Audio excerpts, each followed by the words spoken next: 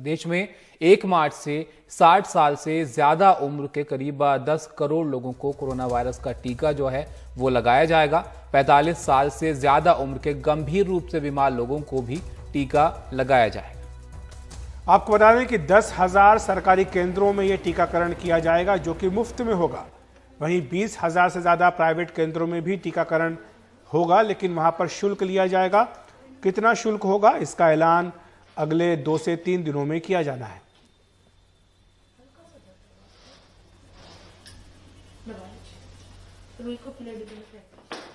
एक मार्च से यानी अगले सप्ताह से सोमवार से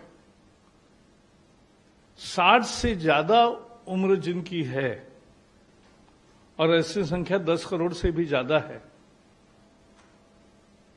ऐसे सभी लोगों को और 45 से ज्यादा उम्र जिनकी है लेकिन जिनको कोमॉर्बिडिटी है, कोई ना कोई दूसरी बीमारी है, ऐसे 45 से ज्यादा उम्र वाले लोगों को भी 1 मार्च से टीकाकरण किया जाएगा।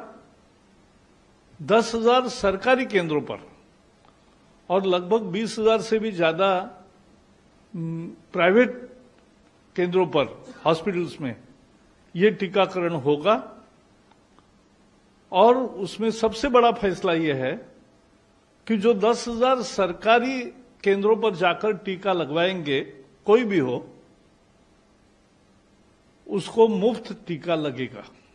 हमारे सहयोगी राजीव रंजन हमारे साथ जुड़ गए, जो कि कैबिनेट की ब्रीफिंग में मौजूद थे। राजीव, 2 प्रश्न हैं आपसे। पहला तो ये है कि जो कोमॉर्बिडिटीज की बात की गई है कि क्या क्या बीमारियां हैं जो 45 वर्ष से अधिक उम्र के लोग हैं, उसके बारे में कब तक बताया जाएगा? और साथ ही दूसरा प्रश्न ये भी है कि जिस तरह से कहा गया है कि प्राइवेट सेंटर्स में पैसा देकर के आप लगवा सकते हैं, तो क्या ये जो मांग लगातार की जा रही थी और ये भी कहा जा रहा था कि जो रफ्तार थी वैक्सीनेशन की, जिस तरह से तेजी उसमें नहीं आई, शायद ये फैसला करना पड़ा है?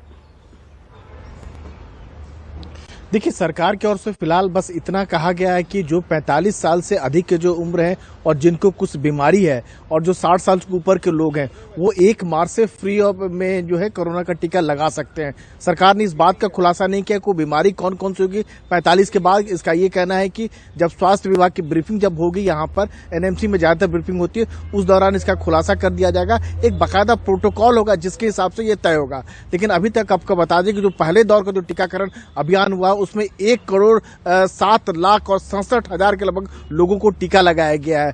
तकरीबन 14 लाख लोगों का दूसरे डोज का भी टीका लग चुका है। तो एक बहुत बड़ा अभियान है और सरकार का ये कहना है कि इस एज ग्रुप में तकरीबन जो है 10 करोड़ लोग आएंगे जिनको टीका लगना है। सरकार का ये कहना है कि जो सरकारी केंद्र में जो लगाएंगे उनको मुफ्त लगेगा, लेकिन जो प्राइवेट केंद्र में जो कोई भी लगाना चाहे वो जाके लगा सकता है। उसके लिए क्या शुल्क होगा उसका ऐलान जो है कुछ दिन बाद 1-2 दिन के अंदर किया जाएगा।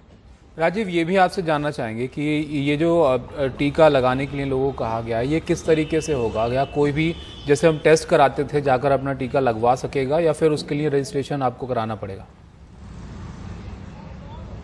देखिए, इस बारे में कुछ भी नहीं बताया गया है। बस इतना कहा गया है कि जो हेल्थ मिनिस्ट्री की ब्रीफिंग होगी उसमें बाकायदा डिटेल 1 या 2 दिन के अंदर बाकायदा डिटेल दिया जाएगा। एक बाकायदा प्रोटोकॉल होंगे और संभवतः हो सकता है कि जैसा पिछला टीकाकरण अभियान चलाया गया था बिल्कुल वैसा ही हो। लोगों को बाकायदा बताया जाए और उनको बाकायदा सूचित किया जाए कि आप आके टीका लगा सकते हैं, लोग आके टीका लगाए। और इसमें यह भी ध्यान दिया जाए कि प्रोटोकॉल का भी ख्याल रखा जाएगा ताकि लोग बाकायदा दूरी बना के ख्याल रखें। कोई टीकाकरण लगाने जाए तो वहां कोई असुविधा न हो। तो सारे जो प्रोविजन उनका ख्याल रखा जाएगा। 1-2 दिन के अंदर इन सारी चीजों का ऐलान कर दिया जाएगा सरकार की तरफ से। जी, शुक्रिया राजीव आपका इस तमाम जानकारी के लिए। और ताबिश, जो आपका प्रश्न था उस पर कुछ विशेषज्ञ जो हैं वो ये भी कहते हैं कि जो कोविन ऐप जो कंपलसरी किया गया था, हमने देखा था कि हेल्थ वर्कर्स के लिए, फ्रंटलाइन वर्कर्स के लिए, तो उसमें काफी ज्यादा ग्लिचेस आए थे। तो अब सुझाव वो दे रहे थे कि आप जब इसको बड़े पैमाने पर करने जा रहे हैं तो बेहतर होगा कि जो कोविन ऐप है इसकी पाबंदी को आप हटा दीजिए और ये जो चाहे वॉक इन आप अपॉइंटमेंट दीजिए, आप जाकर कभी भी जाकर के टीका लगवा सकते हैं, वैसे आपको करना चाहिए। तो देखना होगा हेल्थ स्वास्थ्य मंत्रालय इस पर क्या कदम उठाता है।